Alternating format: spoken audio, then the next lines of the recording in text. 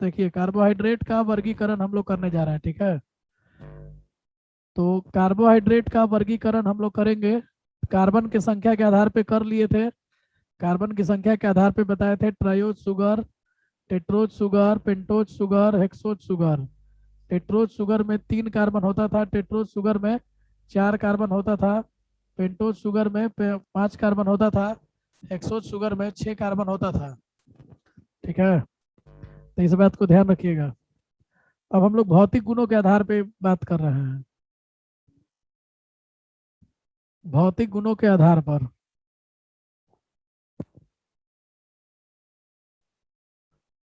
भौतिक गुणों के आधार पर,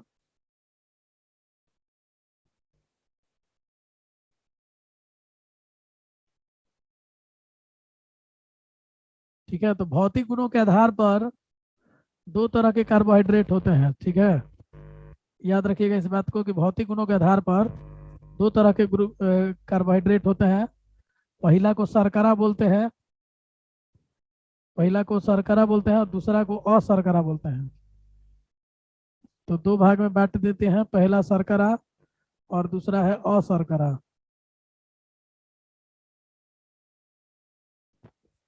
ठीक है ना। तो शर्करा किसको बोलते हैं? ये स्वाद में मीठे होते हैं। तो याद रखना इस बात को कि ये स्वाद में कैसे होते हैं, मीठे होते हैं, जल में विलेय होते हैं, जल में विलेय होते हैं। तो पूछा जाएगा कि शर्करा से क्या समझते हो, तो जो जल में विलेय होते हैं, ठीक है ना, स्वाद में मीठे होते हैं तथा क्रिस्टलीय ठोस होते हैं, तथा क्रिस्टलीय ठोस होते हैं, क्रिस्टलीय ठोस होते हैं, शर्करा कहलाते हैं, शर्करा कहलाते हैं। इस बात को ध्यान रखिएगा। जैसे सुक्रोज है, सुक्रोज मैंने चीनी होता है, तो चीनी जो है वो मीठा होता ही है, इस उसको शर्करा कहा जाता है, ठीक है। तो ध्यान रखना इस बात को। और दूसरा है तुम्हारा अशर्करा। तो नाम से समझ में आ रहा है कि जो मीठा नहीं होगा, जल में विलय नहीं होगा, क्रिस्टलीय नहीं होगा, ठीक है। तो तीनों बात उल्टा लिख दीजिए इसमें। लिखिएगा कि ये स्वाद में मीठा नहीं होते हैं, या लिख सकते हो कि ये स्वादहीन होते हैं, ठीक है। जल में अविलेय होते हैं, जल में अविलेय होते हैं, जल में अविलेय होते हैं तथा अक्रिस्टलीय ठोस होते हैं, तथा अक्रिस्टलीय ठोस होते हैं।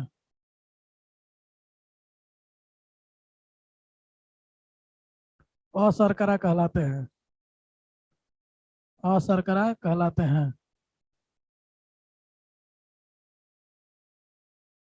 कहलाते हैं।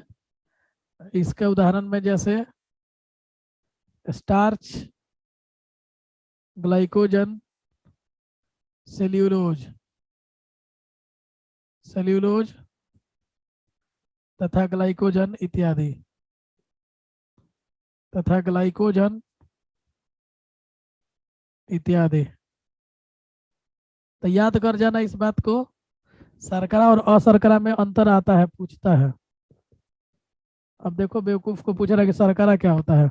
लिखे कि शर्करा उसको बोलते हैं जो स्वाद में, वैसा कार्बोहाइड्रेट जो स्वाद में मीठा होता है, जल में विलेय होता है तथा क्रिस्टलीय ठोस होता है, उसको शर्करा कहा जाता है। और उसका उदाहरण क्या है? सुक्रोज है।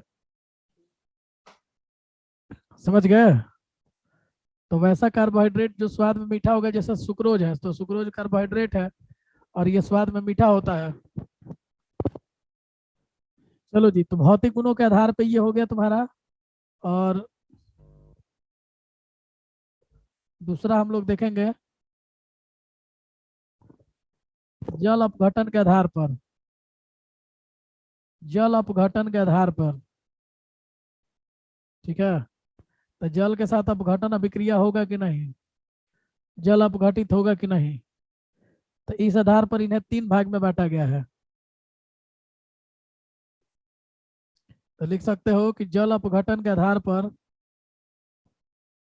जल अपघटन के आधार पर कार्बोहाइड्रेट को, आधार पर कार्बोहाइड्रेट को 3 भागों में बांटा गया है। कार्बोहाइड्रेट को 3 भागों में बांटा गया है।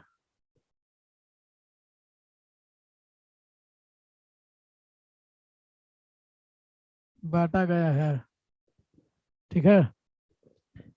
तो पहला इसमें होता है मोनोसैकेराइड। पहला को कहा जाता है मोनोसैकेराइड। नाम से याद रखना होगा, नहीं याद कर सकते हो तो दिक्कत होगा। मोनोसैकेराइड। दूसरा होता है ओलिगोसैकेराइड। ओलिगोसैकेराइड। सैकेराइड माने शुगर होता है, सैकेराइड मतलब शुगर होता है, इसलिए परेशान नहीं होना है। ओलिगोसैकेराइड, मोनोसैकेराइड, और तीसरा होता है पॉलीसैकेराइड। तीसरा होता है पॉलीसैकेराइड। तो इस बात को ध्यान रखिएगा कि मोनोसैकेराइड, ओलिगोसैकेराइड और तीसरा तुम्हारा पॉलीसैकेराइड। तो एक एक करके हम लोग शुरू करेंगे। सबसे पहले हम लोग शुरू करते हैं मोनोसैकेराइड के बारे में, कि मोनोसैकेराइड आखिर कहते किसको हैं। तो मोनोसैकेराइड की जब बात करोगे तो ये भी जल में विलय होता है, ठीक है। मोनोसैकेराइड भी जल में विलय होता है। तो लिख सकते हैं कि ये जल में विलय होते हैं, ये जल में विलय होते हैं, परंतु इनका जल अपघटन नहीं होता है, परंतु इनका जल अपघटन नहीं होता है।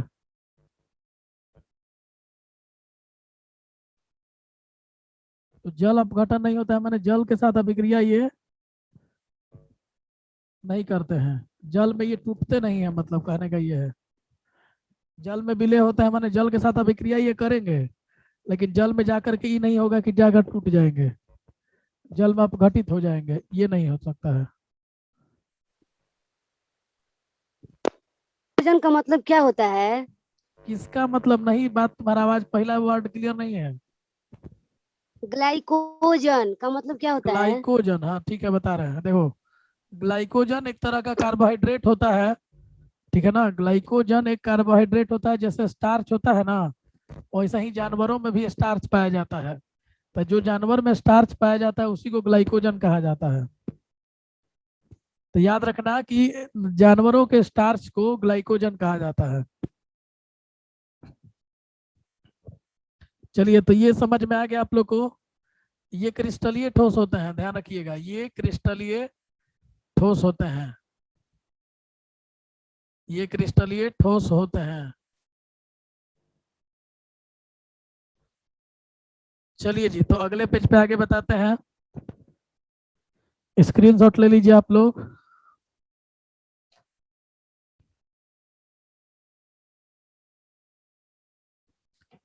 देखो जी, इसका सामान्य सूत्र जो होता है, इसका सामान्य सूत्र, सामान्य सूत्र CnH2n, CnH2nOn होता है, CnH2nOn होता है, ठीक है। कहने का मतलब ये है कि जैसे देखो, जैसे लिख देते हैं एक दो उदाहरण।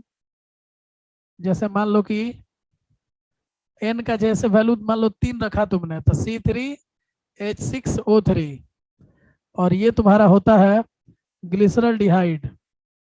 तुम लोग को पढ़ाए हैं ग्लिसरल डिहाइड, ठीक है। ग्लिसरल डिहाइड तुम लोग को पढ़ाया गया है। अब जैसे n का वैल्यू अगर 6 रखते हो तो C6H12O6, ये तो सब लोग जानते हो, ये ग्लूकोज होता है और फ्रुक्टोज होता है, ग्लूकोज या फ्रुक्टोज। तो इस बात को आप ध्यान रखिएगा। इसका सामान्य सूत्र CnH2nOn होता है। कार्बन की संख्या पर इसको हम बांट चुके हैं, तो इस बात को भी हम पॉइंट बना के लिख देते हैं कि कार्बन की संख्या के आधार पर, कार्बन की संख्या के आधार पर इन्हें 4 भाग में वर्गीकृत किया जाता है, जो तुम लोग को पहले से पता है। Triose sugar, tetrose sugar, pentose sugar, hexose sugar. पहला होता है ट्रायोज शुगर, ठीक है, ट्रायोज शुगर, शुगर। दूसरा होता है टेट्रोज शुगर, ये पढ़ा चुके हैं, जिसमें 3 कार्बन होता है, जिसमें 4 कार्बन होता है, जिसमें 5 कार्बन होता है, उसको पेंटोज शुगर कहते हैं, पेंटोज शुगर। और जिसमें 6 होता है उसको हेक्सोज शुगर। ये आप लोग को बताया जा चुका है। हेक्सोज शुगर में कार्बन की संख्या कितनी होगी? 6 होगी। याद आ जाए इसलिए लिख दे रहे हैं यहीं पे, कार्बन की संख्या 6 होगी, पेंटोज में 5 होगी, ये सब बता चुके हैं तुम लोग को।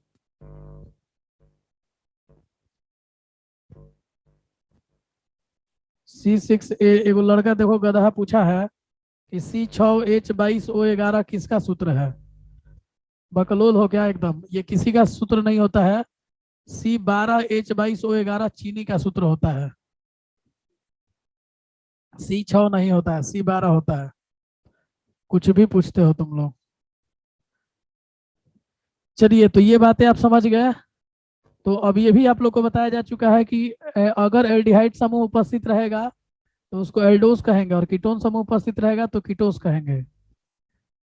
ये भी हम बता चुके हैं, कल ही पढ़ाए हैं, तो एक लाइन में इसको भी लिख देते हैं। यदि एल्डिहाइड समूह समूह उपस्थित होगा, सब मोनोसेकेराइड में ही आते हैं जितने भी पढ़ाए हैं पहले, उपस्थित है तो एल्डोस, तो एल्डोस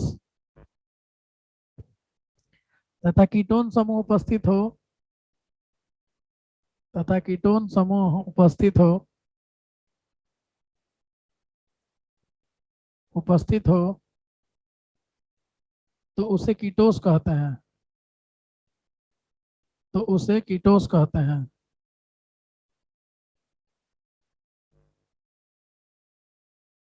समझ गए लोग ना? तो क्वेश्चन एक है कि एल्डो हेक्सोज का उदाहरण दीजिए। क्वेश्चन है कि एल्डो माने एल्डिहाइड रहना चाहिए, हेक्सोज माने 6 कार्बन चाहिए, 6 कार्बन एल्डिहाइड के साथ जो रहे उसका उदाहरण बताइए, एल्डो हेक्सोज का उदाहरण दीजिए। तो आप लोग को पता है, एक ही इसका उदाहरण है ग्लूकोज, या बहुत सारा बताए थे, 8 को नाम बताए थे। तो उत्तर में हम एगो खाली ग्लूकोज लिख दे रहे हैं, तुम लोग बाकी सब लिख सकते हो, ग्लूकोज, गैलेक्टोज, मनोज, सुक्रो मेनोज, बहुत सारा बताए थे, एलोज। अब वही क्वेश्चन अगर पूछा जाए, ये सब परीक्षा में पूछने वाला क्वेश्चन है कि कीटो हेक्सोज का उदाहरण दीजिए जिसमें कीटोन भी हो और 6 गो कार्बन भी हो। तो ये भी तो लोग बताए हैं, फ्रुक्टोज।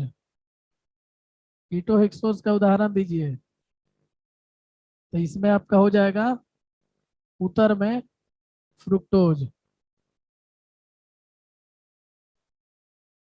फ्रुक्टोज हो जाएगा, ठीक है। तो इस बात को आपको ध्यान रखना है। चलिए स्क्रीनशॉट ले लीजिए, अगले पेज पे आगे बताते हैं।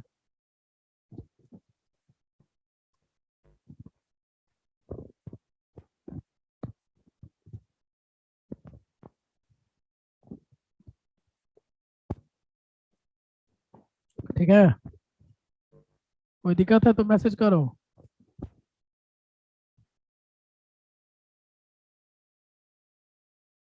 तो चलिए अगला हम लोग देखते हैं ओलिगोसैकेराइड। ओलिगो सैकेराइड, ओलिगोसैकेराइड नाम से समझ में आ रहा है, ओलिगोसैकेराइड। तो देखो जी, ये तुम्हारा मोनोसैकेराइड नहीं है, लेकिन इसका जल अपघटन कराओगे तो मोनोसैकेराइड देगा।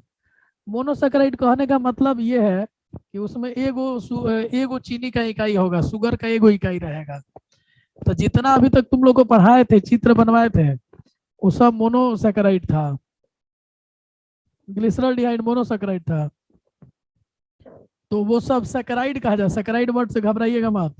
सैकेराइड मैंने शुगर होता है, शुगर मैंने चीनी होता है। तो वे कार्बोहाइड्रेट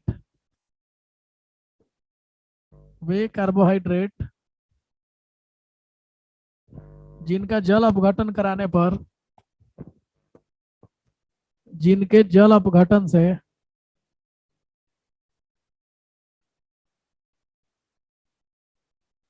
जिनके जल अपघटन से 2 से लेकर 10 तक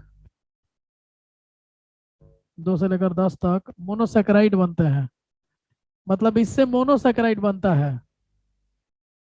माने जो आप देखते हैं मोनोसैकेराइड बनते हैं,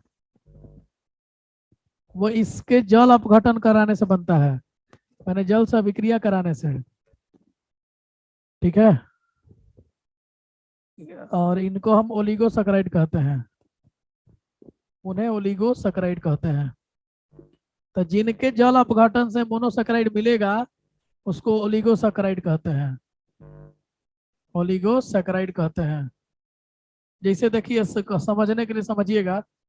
एक पहले पेज पे हम उदाहरण दिए थे आप लोग को, शुरू दिन पढ़ा रहे थे, तो जय मनु जब पढ़ा रहे थे कि सुक्रोज का जल अपघटन कराने से ग्लूकोज तथा फ्रुक्टोज मिलता है। तो देखो जी, एक उदाहरण देते हैं। सुक्रोज का जल अपघटन कराने से सुक्रोज का जल अपघटन कराने से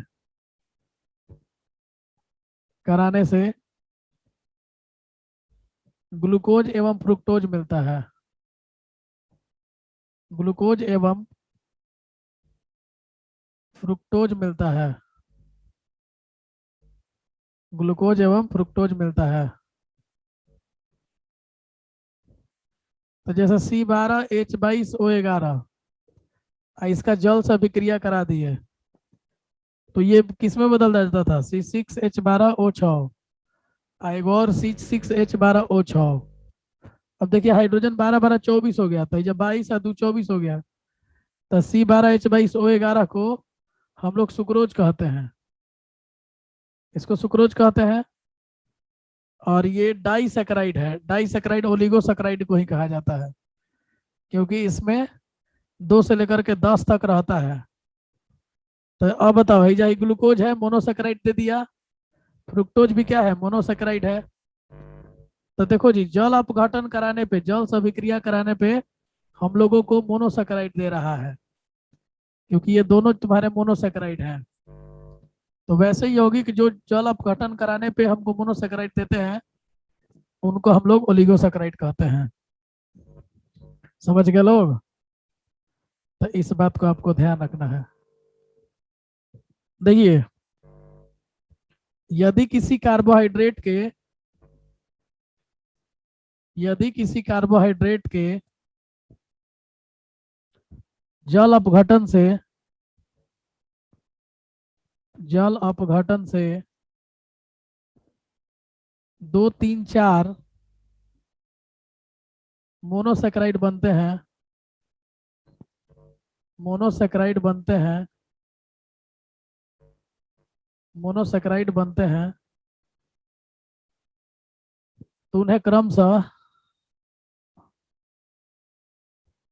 क्रमशः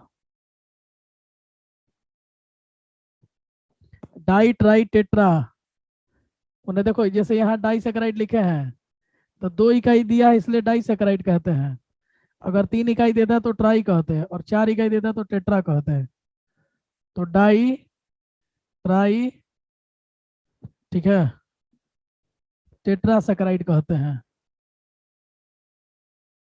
टेट्रासैकेराइड कहते हैं। Di tri di tri tetra saccharide कहते हैं। अब इसमें कुछ बात आप लोग को याद करना पड़ेगा, ठीक है ना? जैसे कि सुक्रोज सुक्रोज जो है, अभी जो ऊपर लिखे भी हैं, लैक्टोज और माल्टोज, ये तीनों डाइसैकेराइड होता है, ये नाम याद रखिएगा क्योंकि परीक्षा में पूछता है कि डाइसैकेराइड का उदाहरण कौन है। तो सुक्रोज, लैक्टोज और माल्टोज डाइसैकेराइड के उदाहरण है, डाइसैकेराइड के उदाहरण है। ठीक है, डाइसैकेराइड के क्या है, उदाहरण है, क्योंकि इनके जल अपघटन से, क्योंकि इनके जल अपघटन से मोनोसैकेराइड बनते हैं। देखबे की हो कि इनसे हम लोग को ग्लूकोज और फ्रुक्टोज मिलते हैं, क्योंकि इनके जल अपघटन से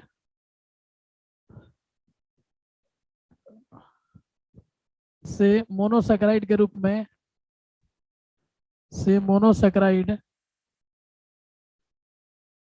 इनके जल अपघटन से मोनोसैकेराइड बनते हैं। समझ गए लोग? तो स्क्रीनशॉट ले लो और ये समझ लो कि इनके जल अपघटन से हम लोग को मोनोसैकेराइड मिलता है, इसीलिए इनको ओलिगोसैकेराइड कहा जाता है।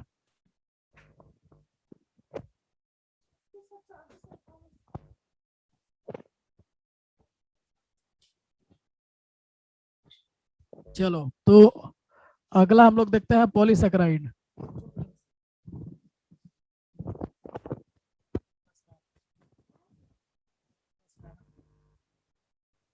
देखो जी, तो अगला हमारा टॉपिक है पॉलीसैकेराइड। पीछे तक जो बातें ना समझ में आई हो मैसेज कीजिए, नहीं तो पूछ लीजिए। पॉलीसैकेराइड किसको बोलते हैं? तो देखो जी, पॉली लग गया मैंने बहुलक हो गया।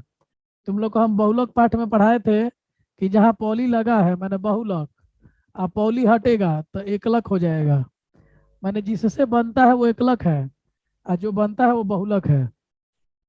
तो साफ साफ समझ में आ रहा है कि ये वैसे कार्बोहाइड्रेट है जिनके जल अपघटन से असंख्य मोनोसैकेराइड बनते हैं।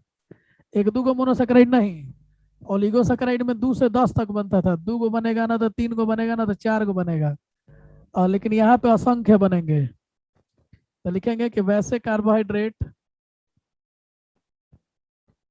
वैसे कार्बोहाइड्रेट जिनके जल अपघटन से, जिनके जल अपघटन से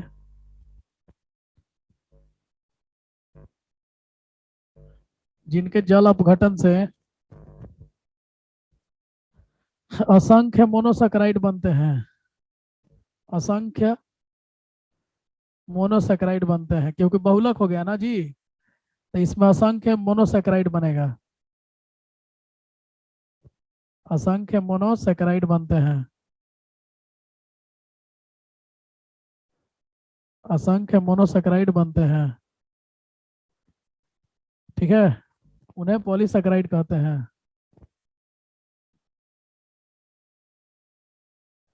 उन्हें पॉलीसैकेराइड कहते हैं,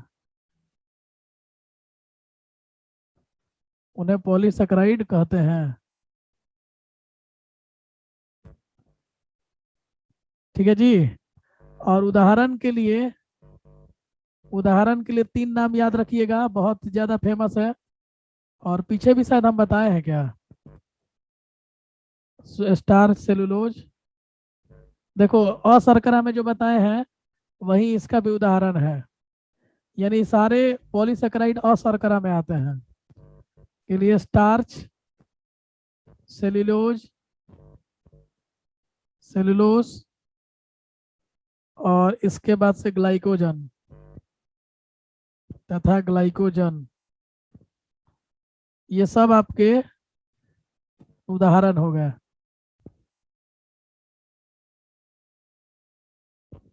तो ध्यान रखना इस बात को। क्लियर है बात? इसके बाद एक क्वेश्चन बहुत फेमस है जो आता है आप लोग में, अपचाई शर्करा एवं अनअपचाई शर्करा से क्या समझते हो? कई बार पूछा है। अपचाई शर्करा एवं अनअपचाई शर्करा, अनअपचाई शर्करा, शर्करा किसे कहते हैं?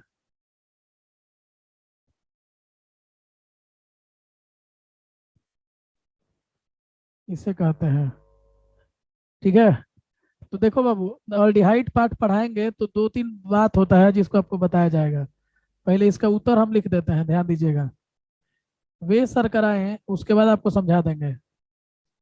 देखिए, शर्करा है, पहली बात ये जान लीजिएगा। शर्करा है मतलब स्वाद में मीठा होगा, पानी में घुलेगा। वे शर्कराएं जो टॉलिन अभिकर्मक, जो टॉलिन टॉलिन अभिकर्मक क्या होता है, ये आपको एक अभिकर्मक होता है जो आपको पढ़ाया जाएगा डिहाइड पार्ट में। टॉलिन अभिकर्मक तथा फेलिंग विलियन, फेलिंग विलियन, फेलिंग विलियन को अपचयित कर देती है, फेलिंग विलियन को अपचयित कर देती हैं, अपचयित कर देती हैं। ठीक है, उन्हें अपचाई शर्करा कहते हैं, उन्हें अपचाई शर्करा कहते हैं।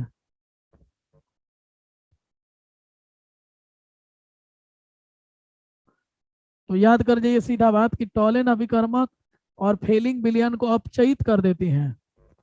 ठीक है ना, अपचयित कर देती हैं। माने जैसे कि ऑक्सीकरण अवकरण होता है ना जी, तो ये अवकृत कर देती हैं, एक तरह से बोल सकते हो। अपचयित करना माने अवकृत करना होता है, और खुद ऑक्सीकृत हो जाती हैं। अपचयित कहने का मतलब अवकृत कर देती हैं, और खुद जो है खुद क्या हो जाती हैं, ऑक्सीकृत हो जाती हैं। जैसे सभी मोनोसैकेराइड, जैसे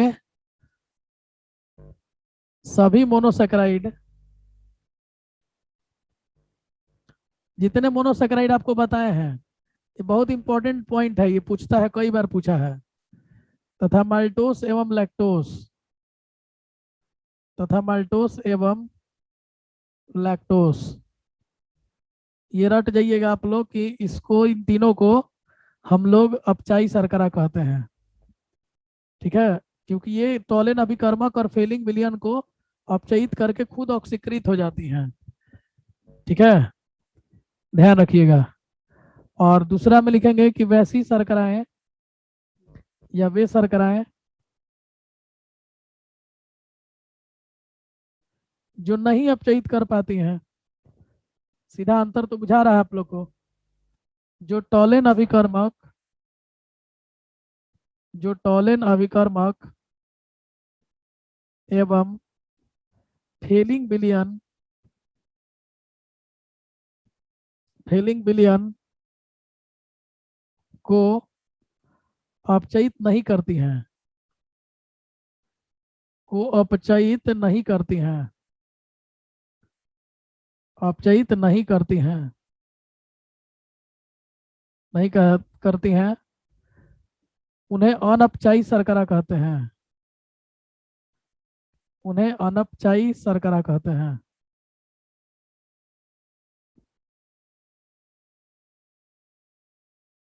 उन्हें अनपचाई शर्करा कहते हैं। जैसे सुक्रोज हो गया, जैसे सुक्रोज हो गया। ठीक है, या फिर तुम्हारा वो सब हो जाएगा जो स्टार्च सेलुलोज है, sucrose, starch, cellulose, cellulose, cellulose, glycogen इत्यादि। तो इन दोनों में अंतर भी हो गया, अंतर भी पूछेगा तो यही लिख दीजिएगा, और वैसे अगर परिभाषा पूछा तो यही लिख दोगे। तो इस बात को आपको ध्यान रखना है कि अपचाई शर्करा और अनपचाई शर्करा किसको बोलते हैं। ठीक है ना। अब देखिए, इसके बाद आप लोग को इसकी परिभाषा भी बतानी है, समझ गए ना। इसके बाद सॉरी, ग्लूकोज बनाने का तरीका आपको सिखाएंगे हम। ठीक है, तो बनाने की विधि पे हम लोग कल बात करेंगे। अभी तक किसी को कोई दिक्कत है तो बताइए, यहाँ तक कोई समस्या है तो बताइए।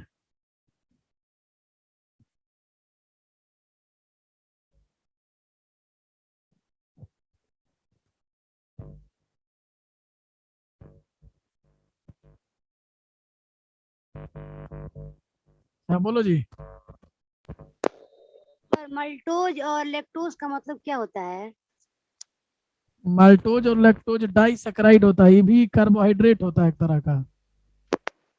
ठीक है, तो टॉलिन अभिकर्मक हम लिख दे रहे हैं, तुम लोग इसका नाम याद कर जाना।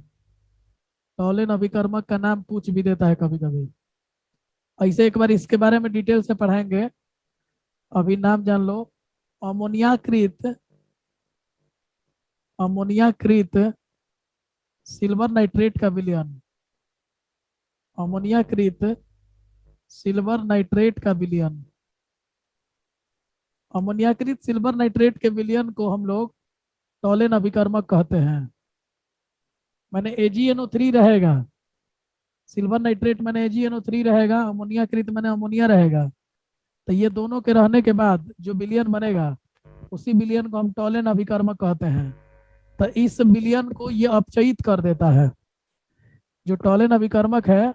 और फेलिंग विलयन क्या है वो हम आगे आपको लोग बताएंगे वहीं पे उस पाठ में। अभी बस इसको याद कर जाइए कि टॉलिन अभिकर्मक को और फेलिंग विलयन को ये अपचयित कर देती है। ठीक है, अपचयित कर देती है, ध्यान रखिएगा इस बात को।